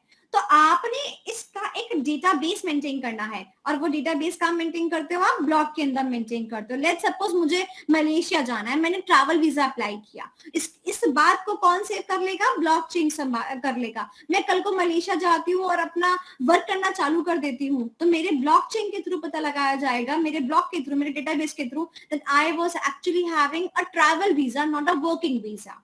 ओके, चलो मलेशिया की बात है, मेरे मुंह में पानी आ जाता है मलेशिया का नाम सुनते ही। पता नहीं तुम्हारे मुंह में पानी आता है कि नहीं आता, बट मेरे मुंह में तो आ जाता है। मन तो कर रहा है कि एक बार बच्चों के पेपर हो जाए और उसके बाद एक ट्रिप लगाई जाए। अच्छा, ट्रिप लगाने के लिए वैसे मुझे पापा से परमिशन इनकी जरूरत नहीं है, it is going to be peer to peer. चलो आगे चलते हैं। Last is economic forecast. Economic forecast का मतलब क्या होता है? Basically relation to stock trading. जैसे कि आपकी ऑर्गेनाइजेशन होती है, और आज के टाइम पे आप ऑर्गेनाइजेशंस में उनमें इन्वेस्ट करने के लिए आप इस्तेमाल करते हैं आई थिंक सो कुछ एप्स वगैरह, जैसे कि ग्रो, जीरोधा वगैरह एप्स हैं हमारे पास में। एंड आई थिंक सो अभिषेक कौन सी ऐप यूज करता है? अभिषेक कौन सी ऐप यूज करता है? मैम मेरे पास 5 डीमेट है। और ऐप नाम? जीरोधा, एंजल ब्रोकिंग, अपस्टॉक, है ना? देखा, तो अभिषेक जो है काफी ट्रेडिंग करता है। अब ये क्या होता है कि जब हम इस ट्रेडिंग को करते हैं ना, तो हम बेसिकली इन एप्स पे जो ग्राफ्स बन के आते हैं ना कंपनीज के, कि ये ऊपर जाएगा, ये नीचे आ रहा है, इसका पास्ट रिकॉर्ड क्या था, हम उन ग्राफ पे रिलाई कर रहे हैं ना, हम उन ग्राफ्स पे रिलाई कर रहे हैं जो कि ऐप हमें दिखा रहा है। बट अगर हमारे पास डेटा शेयर्ड ही होके आ जाएगा तो don't you think the trading will become more easy, and then we are going to have much more good decision, क्योंकि अब हमारे को उन एप्स वगैरह पे ट्रस्ट करने की जरूरत नहीं है, हम खुद ही देख सकते हैं इस कंपनी की पोजीशन क्या है, क्योंकि सिस्टम कैसा है, ओपन लेजर, सब कुछ खुले में है ना, कैसा सिस्टम है, ओपन लेजर सिस्टम। तो with this we are done with the applications of blockchain. चलिए अब लास्ट पढ़ते हैं हमारे risk and controls of the blockchain. Risk में आएंगे मैम, 4 रिस्क हैं, बताओ पहले निमोनिक बता दूं कि पहले लिस्ट पढ़ा दूं, पहले पढ़ा देती हूँ फिर निमोनिक लिखवा दूंगी। चलो आओ पढ़ते हैं हमारे ब्लॉकचेन के रिस्क। और 4 रिस्क है हमारे पास जो कि आप अच्छी भली भांति जानते हैं। अच्छा एक बात बताओ, आज की डेट में मैंने पापा से परमिशन में ले तो नहीं रही, बट इसका मतलब ये है कि पापा भी कल को ये बोलेंगे ना शिमला तो खुद गई थी, अब वहां पर अगर कुछ ऊंच नीच हो तो खुद ही संभालो, हाँ कि ना। अगर सिमिलरली अगर वो ट्रांजैक्शन शेजल ने चाचा के पैसे भिजवाए गए, तो अगर वो ट्रांजैक्शन के बीच में बैंक होता, एक थर्ड ट्रस्टेड पार्टी होती, तो कल को वही जो है हमारे बीच में एज अ मिडलमैन एक्ट करती और हमारे को हमारे को एज अ कंट्रोलिंग पावर हमारे को दिखती। तो इसका मतलब अगर कोई सेंट्रल पावर नहीं है तो हमारे को बहुत दिक्कत होने वाली है, क्योंकि कोई भी बंदा इसको गवर्न ही नहीं करेगा। इसका मतलब कल को कुछ ऊंच नीच हो गई तो जैसे बच्चे नहीं कहते मैम ये इसने किया मैंने कुछ नहीं किया, ये तो इसने किया मैंने कुछ नहीं किया, तो यहाँ पर भी ये सिस्टम होएगा, सर मैंने तो किया ही नहीं, मैंने तो ट्रांजेक्शन करी नहीं, and the transaction is happening peer to peer, there is no controlling authority जिसकी बात मानी जाएगी, जिसकी बात सुनी जाएगी। So there is a kind of risk happening in that particular aspect because there is no central authority involved। आइए पढ़ते हैं क्या कहता है। वो कहता है different members of the particular BC may have different risk appetite that can lead to the conflict, and therefore there may be the questions about who is responsible for managing the risk and the proper accountability। That means वो कहना चाहता है कि भैया अगर कोई ऊंच नीच हो गई, अगर कुछ दिक्कत हो गई, अगर हैक हो गया कल को, तो who is the person who is accountable for that hacking। जब कोई सेंट्रल अथॉरिटी है नहीं तो आप अपनी ग्रीवियंस लेके जाएंगे किसके पास, है ना। अभी तो आप चले जाते पापा इसने मेरे पैसे चुरा लिए, है ना, अब पापा है ही नहीं वहां पे, अब आप किसको बोलोगे पैसे चुरा लिए, और सामने वाले बंदे तो मना ही कर देगा। तो in case of any conflict arising who is going to control it, no. Talking about the risk appetite. Risk appetite क्या होता है? रिस्क एपेटाइट का मतलब होता है कि अपने लेवल का रिस्क जो है सहन कर सकते हैं। जैसे आपका डाइट एपेटाइट ना, कि आप खा सकते हैं, एपेटाइट का मतलब कितना खा के पचा सकते हैं। सिमिलरली रिस्क एपेटाइट, आप कितना रिस्क जो है पचा सकते हैं अपनी बॉडी के अंदर, उसको बोलते हैं रिस्क एपेटाइट। तो हर एक का रिस्क एपेटाइट जो होता है वो अलग होता है। अब संयम अगर करोड़पति इंसान है तो इसके लिए 10-12 हजार रुपए का लॉस होना is like it's okay fine. और मान लो वही मैं गरीब, बिल्कुल बहुत ही गरीब, मतलब मेरे को तो 10-12 हजार का लॉस अगर हो गया तो मतलब मैं तो बहुत परेशान हो जाऊंगी। हो सकता है मैं आत्महत्या कमिट करना चालू कर दूं, क्योंकि मेरे पास में कोई भी बंदा ऐसा नहीं है जो मेरी इस बात को सुन ले कि मेरे साथ में धोखा हुआ है। तो लोगों का रिस्क एपेटाइट अलग अलग होता है, जिसकी वजह से शायद किसी एक बंदे को, शायद जिसका रिस्क एपेटाइट बहुत लो है, उसको बहुत दिक्कत हो सकती है। Next is if the financial transaction are tampered, मतलब अगर टैम्परिंग का मतलब है छेड़खानी, अगर फाइनेंशियल ट्रांजैक्शन के साथ छेड़खानी की जाएगी तो जो भी इंफॉर्मेशन स्टोर्ड है वो सारी की सारी आउट हो जाएगी। बहुत बड़ी न्यूज आती है, am I audible and visible? Yes, बहुत सारी न्यूज आती है कि आपका जो डेटा है ना वो फ्लिपकार्ट ने के पास था और उसने वो डेटा को क्या कर दिया, लीक हो गया, गलती से डेटा वो हैक हो गया, लीक कर दिया। तो अगर ऐसा आपका ब्लॉकचेन के साथ में हो गया तो फिर तो गए आप। Next is, in the absence of any central authority for the administration, we can find difficulty in obtaining the understanding of the general IT controls and its effectiveness। भाई ना तो कोई कंट्रोल होंगे और ना ही वो कंट्रोल अगर कुछ लगा भी देंगे तो वो कंट्रोल इफेक्टिव भी नहीं होंगे, because it is decentralization approach। And last is monitoring करना, इस चीज और ट्रांजैक्शन को देखते रहना, क्योंकि बहुत सारी ट्रांजैक्शन हो रही है, मॉनिटरिंग करना इट ऑल्सो बिकम्स डिफिकल्ट। अब बताइए आपको क्या निमोनिक चाहिए, बिना निमोनिक के आप कर लेंगे? बताइए, निमोनिक चाहिए बिना निमोनिक के कर लेंगे? दे चाहिए निमोनिक? तो अगर निमोनिक चाहिए तो फटाफट से बोलो जय माता दी। जय माता दी। जय माता दी। Okay. चलो फिर एक बार जयकारा लगवा देती हूँ। बोल साचे दरबार की जय। जय।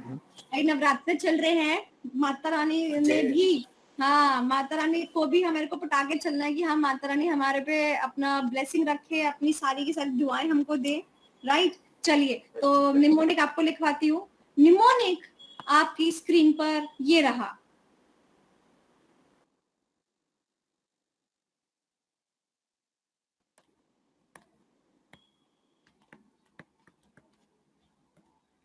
मैम निमोनिक मांगा था, हेडिंग थोड़ी मांगी थी बेटा, यही निमोनिक है। चलो लिखो फटाफट, याद करने के लिए आसानी रहेगी। चलो लिखो फटाफट। RISK, RISK। R से लिखेंगे risk appetite, risk appetite, risk appetite and accountability, risk appetite and accountability. R से लिखेंगे risk appetite and accountability. I से लिखेंगे information overloaded, information overloaded, information overloaded for monitoring, for monitoring. देखने के लिए बहुत सारी ट्रांजैक्शन होती है, कितनों को देखें। Information overloaded for monitoring. S से लिखेंगे stored information, stored information, stored information becomes inaccurate, stored information becomes inaccurate, stored information becomes inaccurate once it's tampered, once it's tampered। के से लिखेंगे कोई कंट्रोलिंग अथॉरिटी नहीं, के से लिखेंगे कोई कंट्रोलिंग अथॉरिटी नहीं, कोई कंट्रोलिंग अथॉरिटी नहीं।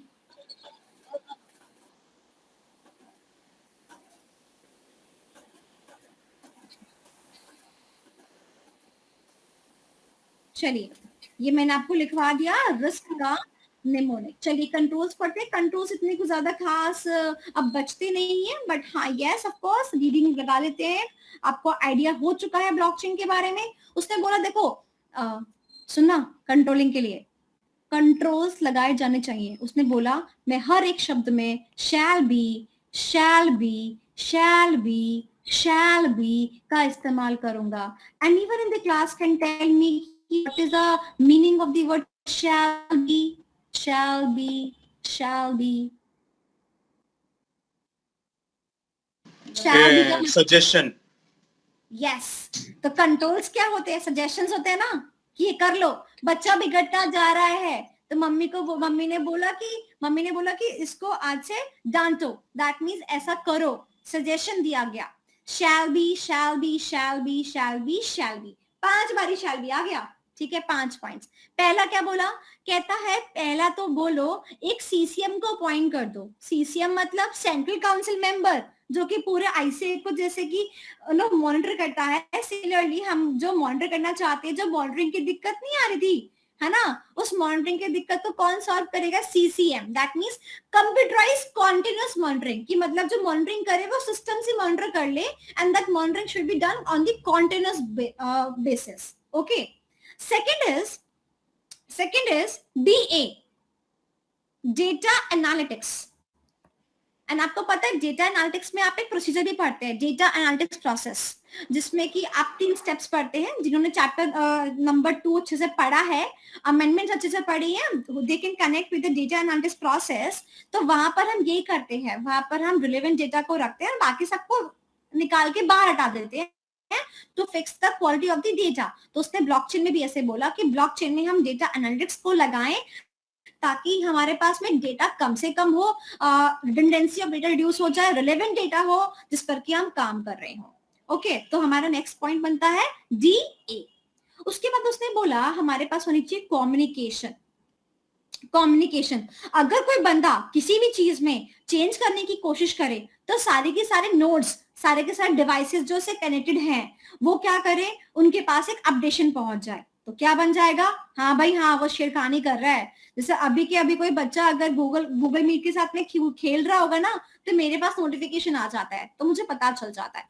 Okay, next is consensus protocol. Consensus protocol को लिखिए OR, ऑर्डिनरी रेजोल्यूशन। कहता है एक कंट्रोल आप ये लगाइए कि आप ऑर्डिनरी रेजोल्यूशन पास करके ही कोई चीज को कर पाएंगे। फर्दर कोई आपकी बहुत ज्यादा इंपॉर्टेंट चीज है तो उसको प्राइवेट की के थ्रू, प्राइवेट की मतलब जैसे आप अपने ईमेल आईडी को ईमेल की पासवर्ड के थ्रू सिक्योर करते हैं, सिमिलरली अपने डेटा को प्राइवेट की के थ्रू आप सिक्योर कीजिए। और अगर कोई डेटा को चेंज करना चाहे तो उसके लिए क्या रूल लगा दीजिए, ऑर्डिनरी रेजोल्यूशन का रूल लगा दीजिए, कंसेंसस प्रोटोकॉल लगा दीजिए। उसके बाद और क्या बोला, उसने बोला आप ऑडिटर्स भी बिठा दीजिए, both internal and external auditors shall be engaged in the discussions during the development of the blockchain। Auditor को तो अपॉइंट कीजिए, बट क्योंकि चेकिंग तो खुद ही अपने आप सभी कर लेंगे, बट ऑडिटर का रोल यहाँ पर आएगा while we are developing the blockchain। जब आप ब्लॉकचेन को डेवलप कर रहे हो अपनी इंडस्ट्री के अंदर, उस टाइम पर आप किसी ऑडिटर की हेल्प ले लीजिए, ताकि वो आपको बता सकेगा कि कौन से वाले पॉइंट में चीटिंग हो सकती है, और अकॉर्डिंगली आप उस पॉइंट को जो है वर्क अपॉन कर सकते हैं। जैसे कि अभी मैं आपको बताती हूँ, आप लोग सभी लोग ने पढ़ाई करी होगी ऑलमोस्ट सीबीएसई बोर्ड से, आप सभी के पास मार्कशीट होगी। मैं चाहूँ कि भैया संयम ने 99 मार्क्स स्कोर किया है, मैं चाहूँ कि वो मार्कशीट अपनी बना लूं, तो आज की डेट में वैसे पॉसिबल है, लोग बट डुप्लीकेट मार्कशीट बहुत बनाते हैं। बट अगर सीबीएसई जो है ब्लॉकचेन का इस्तेमाल करके अपना डेटाबेस ब्लॉक पे ले जाए, तो ये जो डुप्लीकेशन ऑफ मार्कशीट है वो हो ही नहीं पाएगा, बिकॉज हर मार्कशीट पे एक कोड रहेगा जो एक यूनिक कोड होगा, जो कि उसको कोई चेंज नहीं कर पाएगा, और इसकी वजह से कोई डुप्लीकेसी आ ही नहीं पाएगी। जैसे कि अभी आप करेंसी यूज करते हो, आपके पास नोट है 500 का, उस 500 के नोट के ऊपर भी एक यूनिक नंबर होता है नीचे, जो नंबर गवर्नमेंट छापती है, राइट। अभी तो नंबर गवर्नमेंट के पास है, तभी तो डुप्लीकेट हो जाता है। बट अगर ये नंबर सबके पास पहुंच जाए कि गवर्नमेंट ने इस नंबर के नोट इश्यू कर रखे हैं, तो अगर आपके पास एक ही नंबर के 2 नोट होंगे तो आप समझ जाएंगे कि एक डुप्लीकेट है और एक रियल है। Okay, so that is all about the blockchain technology. और आई होप कि आपको ऑलमोस्ट 1.5 आवर्स में ब्लॉकचेन की कॉन्टेक्चुअल जो आपका आईसी का कॉन्टेक्स्ट है उसकी तरफ से आपको आसानी होगी। अब आपको एक कॉन्सेप्ट इजीली समझ में आ जाएगा, ग्रैब आप इजीली कर पाए होंगे, इजंट इट? तो ब्लॉकचेन क्या है? कुछ नहीं है, सिर्फ एक डिस्ट्रीब्यूटेड लेजर सिस्टम है, जो कि आप अभी तक करते ही आ रहे थे और कुछ भी नया नहीं है। हैश में कन्वर्ट कर देते हैं, बस हैश कुछ नहीं है, एक कोडेड फॉर्म है, इंक्रिप्टेड फॉर्म है, दैट्स इट। ठीक है, आई होप कि आपको क्लियर है। हाँ जी, कोई डाउट है, कोई क्वेश्चन है तो पूछ सकते हैं। From my side it is now over. हाँ जी, कोई डाउट है? मैम हाँ जी मैम, एप्लीकेशन में इकोनॉमिक फोरकास्ट एक बार बता सकते हो वापस? इकोनॉमिक फोरकास्ट मैंने आपको बताया कि अभी हम सारी की सारी कंपनीज जो होती हैं, हम उनके ऊपर बिलीव करते हैं कि एक ऑडिटर आया, उसने हमें रिपोर्ट दिया, ऑडिट रिपोर्ट उनको छापनी पड़ती है कि हाँ भाई ये कंपनी सही काम कर रही है, गोइंग कंसर्न है, एक्सेट्रा एक्सेट्रा। फिर आप उस कंपनी में इन्वेस्ट वगैरह करते हैं, ट्रेडिंग करते हैं ऑफ दी स्टॉक्स। बट अगर वो चीज ब्लॉक पे मेंटेन होती तो सबके पास डिस्ट्रीब्यूटेड लेजर होता, आपको उस ऑडिटर की रिपोर्ट की जरूरत नहीं थी टू इन्वेस्ट अपॉन। सिमिलरली आपको किसी ऐप की, जो ऐप होती है ना, ग्रो ऐप वगैरह, जीरोधा ऐप वगैरह, वो ना ट्रेडिंग के इन्वेस्टमेंट के लिए आपको दिखाती है वो कि ये जो चीज है आगे ऊपर बढ़ने वाली है, ये स्टॉक ऊपर जाने वाला है, ये गिरने वाला है, ये पिछला ट्रेंड है। तो वो सारी जो चीजें है ना, आपको ऑथेंटिकेट फॉर्म में खुद के पास मिलेगी। एक इंसान अपने पे ज्यादा ट्रस्ट करता है सामने वाले से, तो आपके पास खुद के पास अगर उसका एक डेटा शेयर डेटाबेस होगा तो आप उस पर ज्यादा रिलाई करके इन्वेस्ट कर पाएंगे, and that will make a good trading system. Okay, that is what the point is. Any other doubt, any other question? चलिए, so thank you so much for your patience, क्योंकि blockchain को समझने के लिए patience चाहिए। आप लोगों ने बहुत अच्छी तरह सुना, एंड आई थिंक सो आपको क्लियर भी हो गया होगा। And by Nikesh. And further, if any one of you is facing any difficulty in EIS and SM, there is a crash course of 5 days जो कि हम लॉन्च चुके हैं बहुत पहले ही। आप 5 डेज में अपना ESNSM रिवाइज कर सकते हो फुल्ली।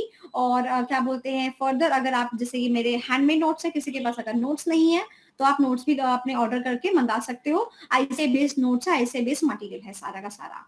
एंड आप लोग अगर कोई और टॉपिक में डिफिकल्टी चाहते हैं, डिफिकल्टी आपको है, अगर कोई वीडियो चाहते हैं तो you can also message me. Further, last but not least, I will be arranging a webinar. Online होगा इसलिए वेबिनार बोल रही हूँ, where I am going to give you certain tricks on how to crack ESNSM paper specifically, and that will also be shared shortly with you, and this is going to happen after Dussehra. तो दशहरे के बाद में मैं आपके साथ में एक वेबिनार करूंगी जहां पर ESNSM में कैसे आप क्रैक कर सकते हो, वो सब कुछ टिप्स एंड ट्रिक्स मैं आपको बताने वाली हूँ, along with certain amount of tips on how to write the paper also। ना ही सिर्फ क्रैक करना, on how to write the paper also. ठीक है, तो अगर आप चाहोगे तो स्टे ट्यून। मेरा नंबर जो है वो आप सेव करके रखिए, मैं स्टेटस पे चीजें लगाती रहती हूँ। हमारे पास बहुत सारे स्टूडेंट्स हैं, सबके साथ में कोऑर्डिनेट करना मुश्किल हो जाता है, इसलिए मैं स्टेटस पे लगा देती हूँ। स्टेटस पे दिख जाए, मैसेज कर दो, आपके पास मैसेज आ जाएगा, मैनेजर आपके से बात कर लेगा, अदरवाइज मेरे से आपको रिप्लाई मिल जाएगा। ठीक है, और कोई बात, और कोई दिक्कत? That's it. चलो फिर, okay, bye guys, all the best and God bless you.